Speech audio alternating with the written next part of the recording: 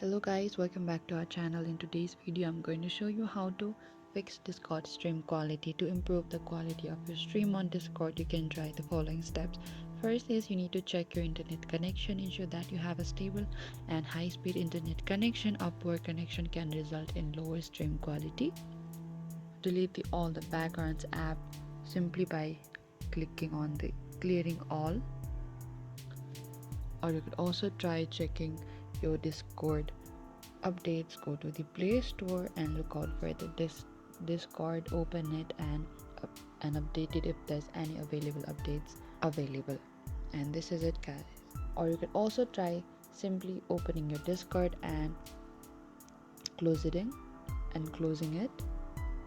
It can also resolve and it can also resolve the streaming issues. And if none of the steps work, you could also try considering reaching out to Discord support team for further assistance.